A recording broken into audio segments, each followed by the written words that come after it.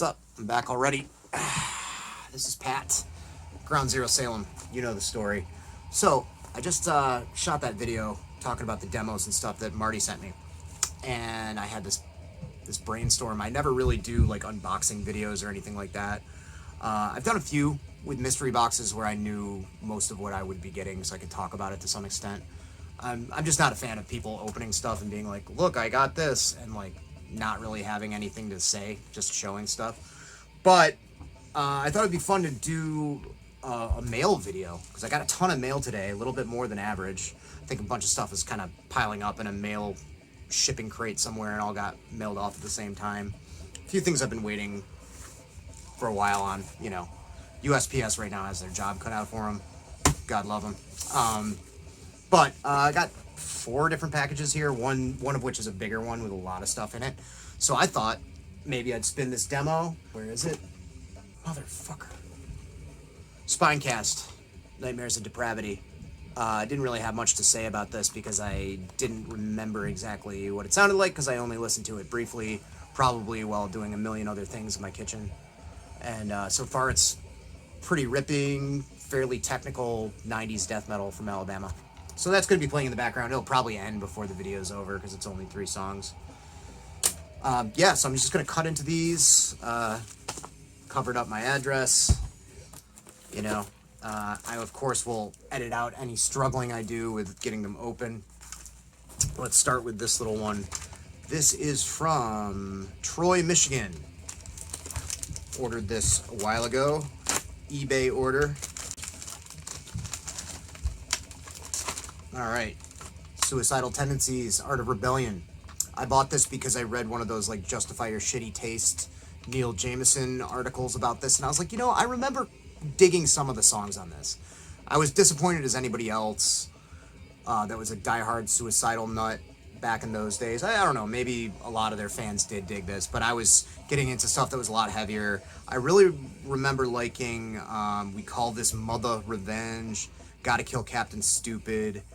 There's some almost like weirdly psychedelic songs on this, like some dreamy songs, where Mike Muir really stretches his vocal cords with the like, yeah, kind of style. So I got it. We'll see how it is. It was cheap, you know. Not too many cassettes are cheap anymore on eBay, but big major label ones usually are fairly decent. Then I got a couple of Wasp tapes. I got the debut, the self-titled, and then I got the Headless Children. I really enjoyed The Last Command. I picked that up, I think, at Residency in town for pretty affordable price, so I wanted to kind of fill out, you know, my collection of Wasp, especially the self-titled. I mean, this has I Want to Be Somebody, Total Earworm, and a bunch of songs I'm not familiar with, to be honest.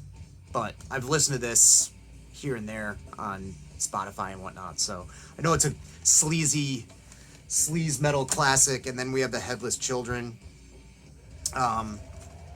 which I hear a lot of good things about. I think it's a concept record. I know they got darker and, you know, a little bit more serious as time went on. Crimson Idol and all that stuff, right? So, Blackie and the Boys. Let's see. Let's open. This is from Nutley, New Jersey, which I'm not sure exactly where that is, but I do know that Misfits, even past Graves era, like when it was just Jerry only, and I think one of the Ramones, and when that whole period, they did a record with like a brass band, and it was the Nutley Brass, which is just phonetically terrible. All right. So this is The Accused, Splatter Rock. I mentioned before in passing on streams and in conversation, probably on the channel too, how I'm not a completist. Obviously I like hoarding music, as evidenced by everything behind me here, but I'm not the type of person that gets every single record by every band, no matter how much I like them. It tends to be, if I kind of lukewarm on something, at least at the time, I don't buy it, you know. And not a diss to anybody who gets every record by a band, even if it's ones they don't particularly like. It's just not my steez. However, I love The Accused. one of my favorite bands. I've mentioned it a million times. Splatter Rock is a later record from them.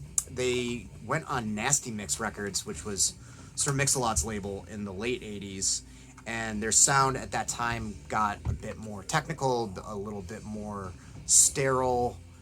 They lost, I feel like, a significant amount of the energy they had when they were like looser and raw.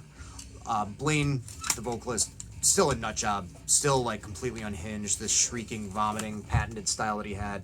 That is a long ass J card.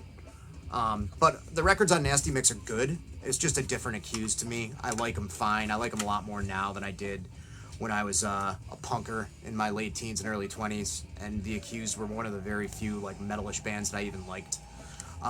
They did put out a CD called the Nasty Mix Years that compiles like most of this, and Grinning Like an Undertaker, which was the other full length, and Straight Razor, which was an EP that came out during this era, in a handy dandy CD format. But Splatter Rock is cool to have.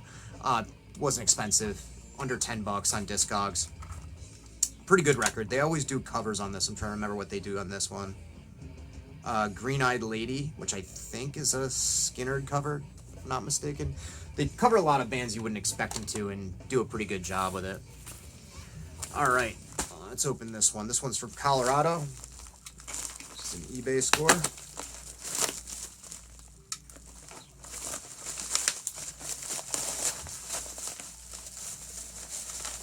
Ooh, I'm happy about the condition of this.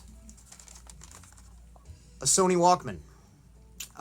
Been wanting my own personal cassette player for a while. I had one that I was using in my car, because I have a very modern car that doesn't have a CD player, let alone a tape player, but it does have an aux input. And I was listening to tapes in there a little bit, and I had another Walkman that I lost, and I needed a replacement. It's probably somewhere in my house, somewhere in my mess of an office, but I haven't been able to find it. And this is a very basic WM-EX152 Sony Walkman. I went on a weird wormhole last week during work, where I just like read about all these different types of Walkmans, and the really expensive ones that are barely bigger than the size of a cassette, and those are like hundreds of bucks, and I guess the audio quality's stellar. I just want something that's pretty decent, that won't eat my tapes. I have like a newer manufactured personal cassette player not made by Sony that I can tell it's just raring to eat tapes, because if you get the wrong one of those, they'll fuck your shit up. It's one of those ones that they sell to like rip stuff to MP3, which is part of the reason I bought this. I want to rip some old demos, my bands, put them up on the channel, maybe some other stuff that isn't up on YouTube yet. This is from California. This is a oblong package. Let's see what we got here. These are skateboard rails that are shaped like bayonets. Ashley, let me grab you just to show it off, since we're here. Show you the skateboard I'm going to put them on.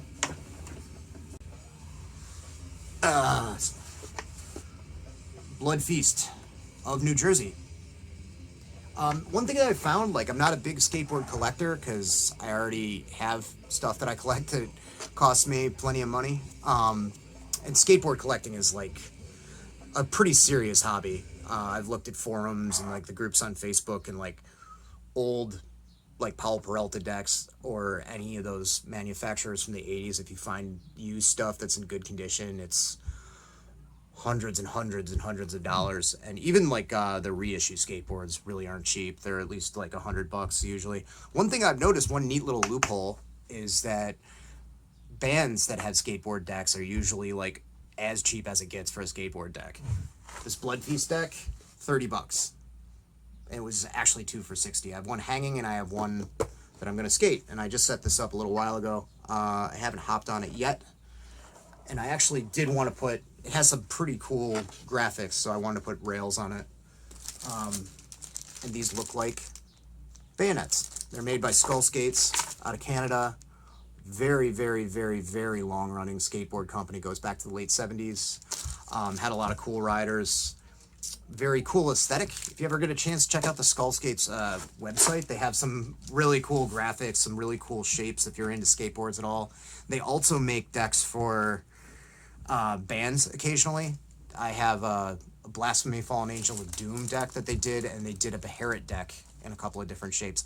And it's home of Barrier Kult, who are a skate team that they all wear like ski masks and denim vests and shit. They're like a bestial war metal skate team that exclusively skate like those concrete jersey barriers and just do stuff on them that I didn't think was physically possible. Their videos are worth a watch, even if you're not really into skateboarding. Very entertaining stuff. So now that PSA is out of the way, finally I have a package from, I just need to scratch it out there, from Connecticut, from Red Scroll Records.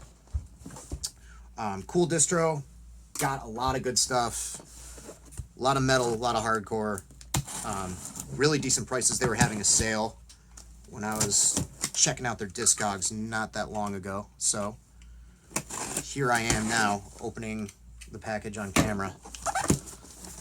Big old box. All right, all tapes. All very reasonable price tapes. All right, so Gruesome Stuff Relish, Last Men in Gore. Pretty fun, like gore grind band from turn of the century, I think. I don't remember where they're from. Looks, I think, Italy. Not American, but this is not sure if it's an album or a compilation or whatever, but heard them on comps. I had them on a Razorback comp, and I know they're one of those bands like Rotten Sound, you know, that kind of gets mentioned in that conversation about like early 2000s grind that I like to engage in a lot of the times. So that's cool. Fiddlehead, melodic hardcore, kind of indie-ish sounding kind of stuff. Band from here. Pat Flynn was the vocalist for Have Heart, which was like the biggest hardcore band in New England about 10 years ago. Did a lot of stuff. Just played a reunion show to like a lot of people. Fiddlehead's way more melodic, kind of like DC, like mid-80s DC influence stuff. Best way to put it. And then Drain, California Cursed. I just hear a lot of stuff about this band. This is on Revelation Records. I think the Fiddlehead was as well. No, it's on something else. Run for Cover Records. Yeah, Drain's on a long-standing, respected hardcore label, Revelation. And I know they have metallic elements, and I know they have traditional hardcore elements. And I just hear them talked up a lot, so I figured I'd pick this up. Like a bunch. There we go. Like a bunch of nice guys. All right. So next little parcel. Do not bend. Handle with care. Good thing that those stickers are on the inside of the box. All right. Got the new Witch's Hammer. So I've been on a kick with these guys lately, picking up everything I can. Damnation is My Salvation. This is a reunion record. I don't think they recorded anything since the 80s. From what I've read, this is a total return to form, you know, picking up right where they left off. Few re-recorded songs, I guess, from their classic catalog. Nuclear War Now, of course. Also on Nuclear War Now, Imperator, Time Before Time. One of those, like, distinctive logos that I'd seen everywhere. This is cool. Polish band, so they do the Polish, like, tape style with the, you know, the white bit at the top. And you can't tell because there's this big honking sticker, but the same thing with the label there, the repeating pattern on it and everything. Nice, classy aesthetic. Imperator, I've listened to here and there. It's been a long time since I've, like, pulled up their stuff on YouTube or whatever. But I remember it being kind of like thrashy black metal, death metal kind of stuff, like in that really, you know, Eastern European way. Kind of sounds like it's coming from a different place than a lot of their Western contemporaries, which it is. coming from the east. And then Entropy, just mentioned these guys. They were on that comp that I got in the lot from Marty's stuff. This was a grind band from Massachusetts, from, I think, Gloucester, northern Mass somewhere. But I had one of their 7 inches back in the day, and I remember it being pretty good. I remember it being kind of power violence-y, kind of hardcore. I have never heard this full length. I didn't know they had a full length, let alone one on a cool red cassette. So always interested in like local bands where I live or lived. Always want to know about that stuff. They probably played with Scattered Remnants in those bands, I would say, or Desolate, you know. Finally, we were talking about synth on one of the streams, and I remember Icicle Works like being kind of part of that sound. I could be wrong. Maybe it's like not, or maybe it's just college rock or something. But I remember this being synth pop from hearing it a very long time ago. You know, and you know, it's tacky talking about pricing. I do it all the time anyway. But this was 90 cents, so can't go wrong there. This was also pretty cheap. Not 90 cents, but not much more. Manitoba's Wild Kingdom. And You.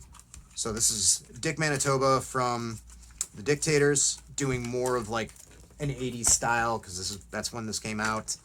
80s style, kind of hard rock, kind of sleazy, almost kind of metal. I remember really liking it when I heard it. It's weird because nobody really seems to talk about it. Maybe it's just like, to everyone else but me, it's not good. I don't know. But Haircut and an Attitude is a fucking jam. Yeah, And You. It's the same, I think it's the same as the same art as that latest Marduk record, maybe? That World War II art. World War II art. Sadistic Execution, 30 Years of Agonizing the Dead. Australia. Extreme metal, death metal. We Are Death, fuck you. Classic band. Yeah, fucking wild and woolly shit. This is a compilation of all kinds of singles and demos, B-sides, all that kind of stuff. I love those, you know that. All right. So that's the stuff I got in the mail today. Fun, right? Good time. All right, have a good day.